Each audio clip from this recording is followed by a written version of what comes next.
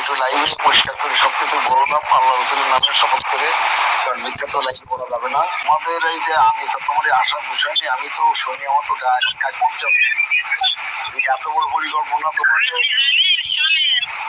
আপনি জানেন আমি স্যালাইন দিচ্ছি, আমার জানেন আপনি আপনার টেনশনে যে আপনি যা 3টে স্যালাইনটা আমি ভিডিও করে পাঠিয়ে দিচ্ছি আপনার ফোনে কথা হয়েছে, ওই 7 কেজির সময় স্যালাইন দিতে মানে কেন এত অসুস্থ হয়েছিলাম যে আমি জীবনে পারবো না একটা মৃত্যু মানুষের এত বড় কেস করতে, এত বড় মিথ্যা অপবাদ দিচ্ছি। আমি বিশ্বাস করবেন না, আমার মেয়ের ব্যাংক ভেঙে আমি টাকা নিয়ে গেছি যে আমি বিষ খাবো, জানেন আপনি? আমি 100 টাকা বের করে নিয়ে গেছি যে আমি বিষ খাবো।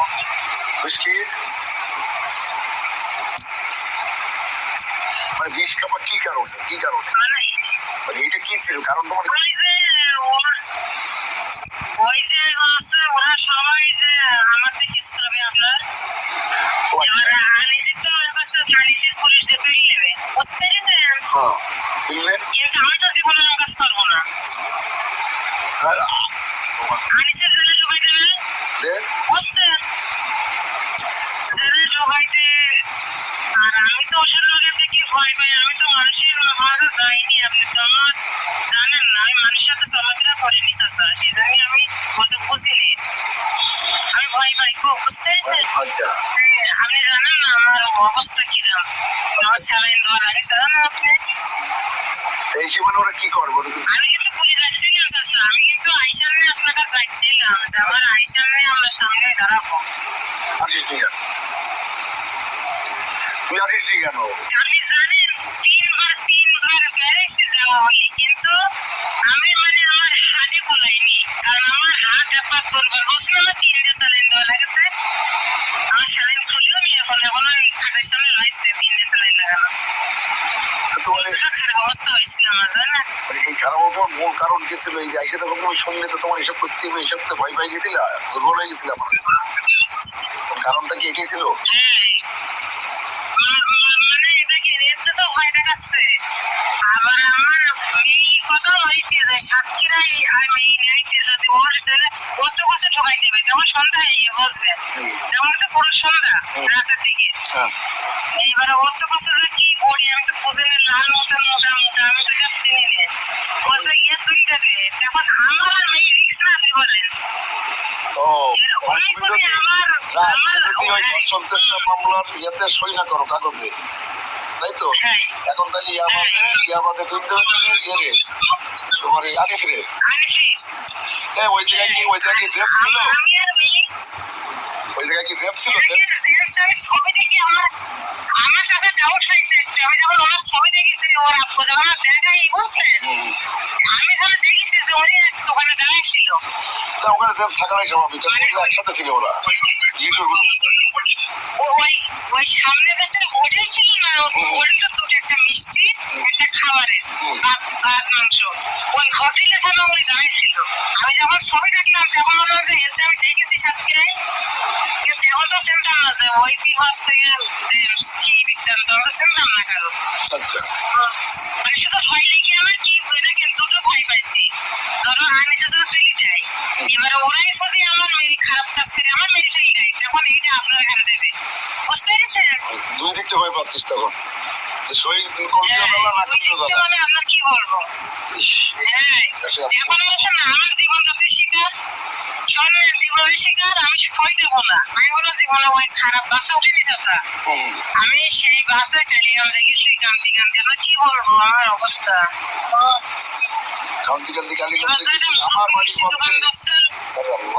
এত কষ্ট করলি তোরা, আপনার বাড়ি যাবো বলি, জানেন আপনি আয়েশার আব্বু বলি যে হাঁটো চাচার সামনে যাবো, তাই আমার চাচা চা করুক, আমি বলে চাই চলে, ওইটুকু শক্তি আমার ছিল না। না না তা ওই যে নেমে আমার বলতে যে চাচা আমরা আইছিলাম তোমার বিরুদ্ধে ইয়ে করতে, ওরা এসে দিকে এইসব করতেছে, দিন আলী আমাদের বন্ধু তোমার সেলিং তুলে দেবে, কিছু একটু বলতিস খালি, আমি অতটাও মানুষ না, আমার বললে তুমি বিশ্বাস করতে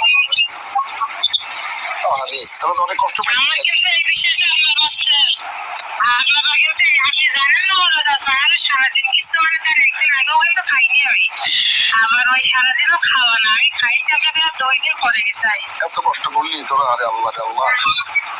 ওরা ওরা দেখ, ওরা আমি কষ্ট পাইছি ওরা এই আমাদের গোষ্ঠীর রক্তের বিরুদ্ধে ব্যবহার করলো, তাহলে তারা কি মানুষ?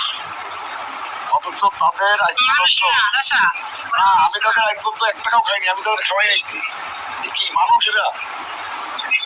এই লিটু আপনি শুনছেন জেল থাকা মানে মুন্ডিটাতে দিল, এটা একটু শিওর, এটা তো বুঝতে পারছিস।